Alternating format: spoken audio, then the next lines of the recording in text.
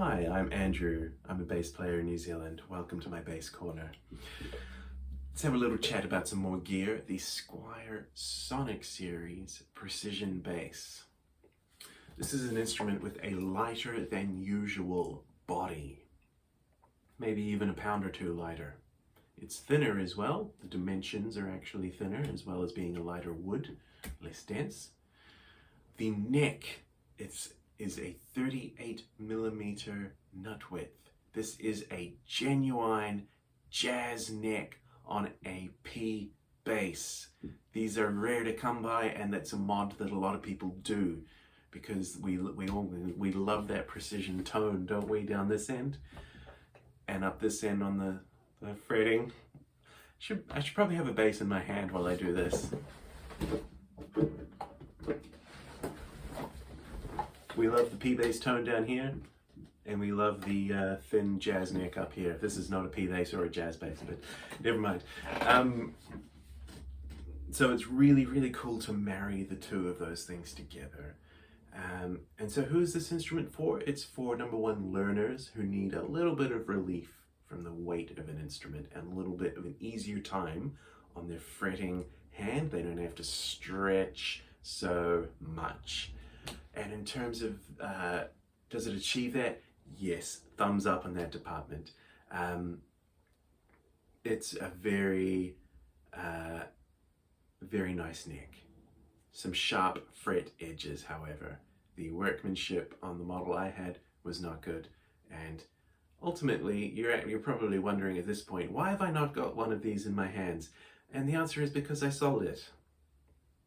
I had it for a couple of months and I knew that it was not the instrument for me.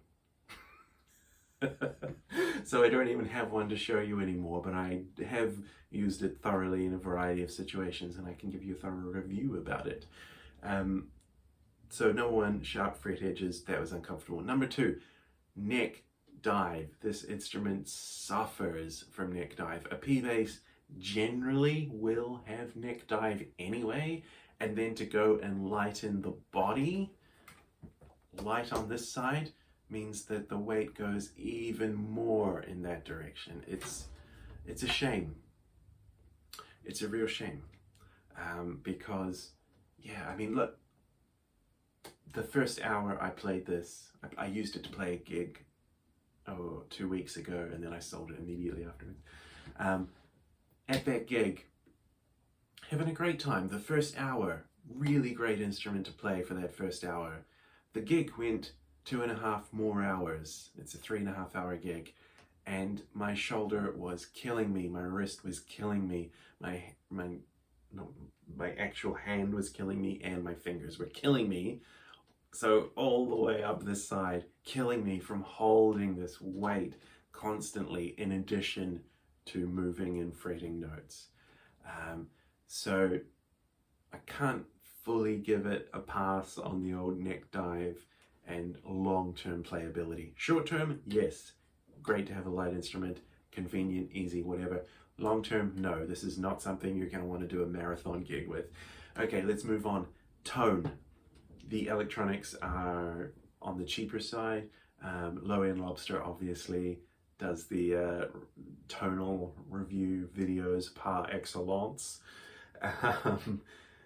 It's a ceramic pickup, so it's very bright. It's very punchy is the word that people use on the internet to describe tones. Excuse me. I would say it actually goes beyond that. I mean, a lot of instruments can be punchy. This one is super punchy. I actually use the word spanky. It's my favorite word for that tone. Super trebly, like almost as if you're going kind of slap, slap, slap, but it's giving you that massively kind of trebly tone even when you're plucking with your fingers, if you dig in well. So I guess what I'm saying is that in terms of tone, it has a really nice top end to it, and you can get there with articulation. By digging in, you can get a beautiful, satisfying, spanky pop out of your Squier Sonic Precision bass. I heartily recommend it for those reasons. Again, it's not something you're going to want to play all night, so if you really love that tone, Maybe you pick and choose your songs. Use something else for the majority of the time, and just when you want that super punchy, spanky treble tone, high articulation ability, swap it in for one song, put it down again. In the end, I sold it because, like I said, the neck dive was uncomfortable, the fret ends were sharp and a little pointy, and I didn't really want to be bothered doing a fret filing job, which I don't really know how to do. I'd have to learn. I just sold it, moved it on, and I replaced it very comfortably with a $100 secondhand P-Bass knockoff with no brand, no name. It does everything that the Squier Sonic Series Precision does. Sure, the tone is great, but you know what?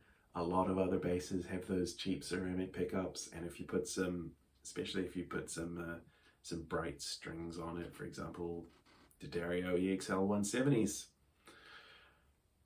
you get everything that the Squier Sonic Precision bass does for 1/6 of the price.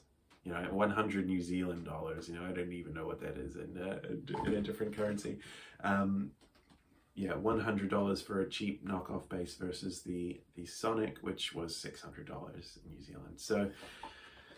So there you go. That's my review. Ultimately, the review is that I'm not holding it. I didn't want to keep it. In the end, the downsides were slightly more than the upsides. So you, as always, your mileage may vary and your priorities will vary, but that's my, I think, honest and robust review, is that tone is great, overall comfort, they made an effort, but it doesn't kind of improve your quality of life. Sorry. Wish it was better. I wish it was more comfortable.